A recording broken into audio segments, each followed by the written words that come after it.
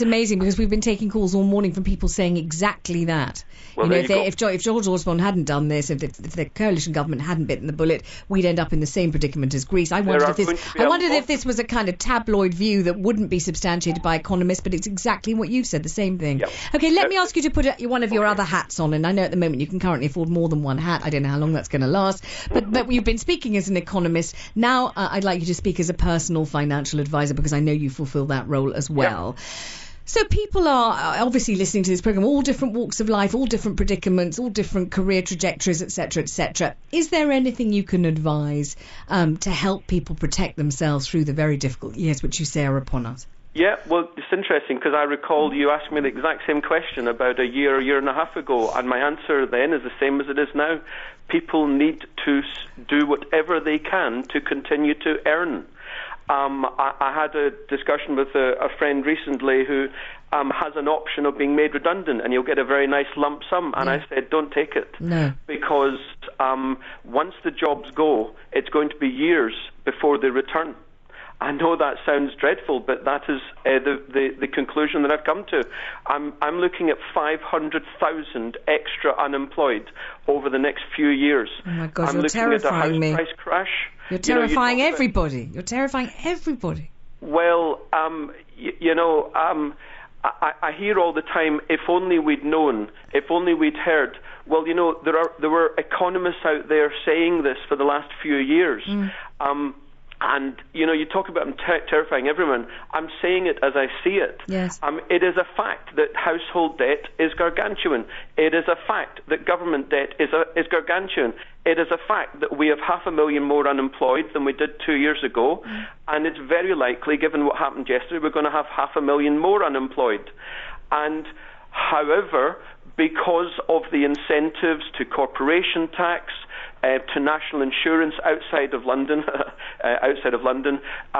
then there is a possibility, there is a chance that we might get employment going again in the private sector. Could I ask you, John, to be hit hard. Jonathan, could I interrupt you to ask you to take a question from one of my callers on the line? Sure. It's Claire in Staines, and hello, Claire. Good morning. Hello, Vanessa. So you're on to Jonathan Davis. I'm a first-time caller, so I'll probably be a bit nervous. Oh, welcome, my love. I warn you that he never gives a pretty answer, as you can tell. I can tell, but I have to say, Vanessa, it wasn't your show yesterday. It was Victoria Derbyshire, and I just heard something that alarmed me. They said that the borrowing this year was like 155 billion, but the cumulative, which is what your person was talking about, was gigantic. And then this economist on the radio said, but that doesn't really matter. They're concentrating on this issue. And I think, well, how can that not matter? Because in a household, if you have debts that spiral year and year and year, you would lose your house, wouldn't you? Well, let's ask Jonathan Davis. So Claire defected, which is appalling, to Radio 5 Live. Why anyone would want to do that, I don't understand, and I'm sure she's sorry. But this is what she heard. She heard that the cumulative, huge, enormous, overriding debt doesn't matter. But does it, Jonathan? Of course it matters, and Claire's absolutely correct. And, before the election, we heard all the time that they were going to reduce the deficit. But do you know how, interestingly, they didn't make it clear that the deficit reduction did not mean reducing how much we owe? It simply meant reducing how much we're borrowing on an annual basis. So there's a distinction between the deficit, which is how much we borrow annually, and the debt that we owe. The amount that we owe, as I think Claire just said, is £900 billion. We're borrowing £150 billion this year, and that's after reduction from last year. Of course it matters, and as she says, if a household got into that level of debt, now that we have a credit crunch, and we've had it for a couple of years, we're going to have it for another few years, of course, the banks are not going to lend further to households with that level of debt without charging an arm and a leg. And that's exactly what we're talking about with the global lenders. With the amount of debt that we owe, with the amount that we're borrowing, if we didn't cut the amount that we're borrowing, the global lenders would double, triple, quadruple our interest rates, which is exactly what happened in southern Europe. So, of course, it matters, and that's why, as painful as it's going to be, hey, you cannot have growth for 10 years based on debt without finally it coming to the end point, and then, unfortunately, as having some pain. That is just a reality we're going to have to get used to. Let me ask Claire. Claire, from your own personal perspective, how do you feel that this budget is going to bite you? It will bite us, Vanessa.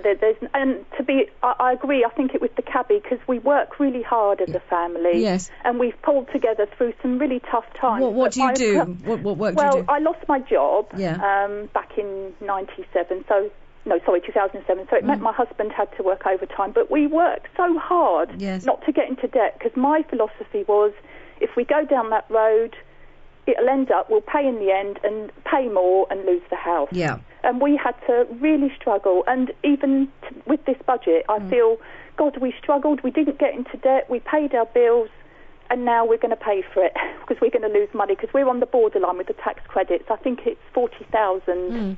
And we're just on that cusp. So we're not rolling in it, we're not poor, but it will affect us in the VAT as well. When you say, you were just determined not to get into debt, some people listening will think, look, how did she do that? If they didn't have enough money and she'd lost her job, surely debt was inevitable. How did you manage not to get into debt? Well, I'm very lucky. I've got a very supportive husband who just went out to work, didn't complain, and started doing 15 hours overtime a week. I'm very good with money. I always have been. I just remember my old nan and her virtual purses. She'd put a bit here for a rainy day for that, and she'd save. And that has always been my philosophy. We've got to think differently as a nation, I think. I just see our friends, not all of them, but some of them just buy because they want it now. They won't wait. They won't save. And that's my philosophy. And I just felt, at the time when the banks were lending 5 or 6 times people's salary, I thought, how can this be sustainable? How can people afford to pay that back? I just thought it was reckless. I've always believed in saving and working hard for things that you want. And Claire, thank you. I'm sure all of that will be music to the ears of Jonathan Davis, isn't it, Jonathan? I mean, whenever every time I speak to you, I talk about my biscuit tin economy, which is, you have your biscuit tin, you hope no one steals it, and you put in the rent money and the council tax money, and then you know how much you've got to spend. And I've never managed to get any more complicated than that. But Claire has the right idea for surviving in a difficult climate like this, doesn't she? Well, people got the idea that if you take on debt, you're going to be okay because something will always come up. And the simple fact is, because of government policies, something did come up. When the private sector went down, the public sector took over, and interest rates then were slashed. The problem is, we're at the end point now. There really is nothing else we can do. And debt can only be useful, particularly if you're putting it into property, when property prices are rising. Well, whatever you may say, property prices are now falling, and they will continue to fall for the next 2 or 3 years.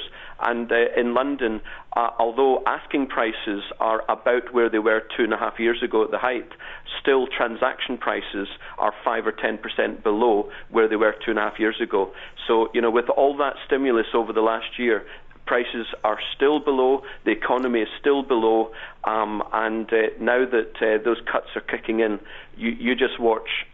There'll be a large number of home repossessions, both of buy-to-let and of owner-occupation, because people have just got into far too much debt, which they cannot repay, because there's no pot of gold at the end of the rainbow any longer.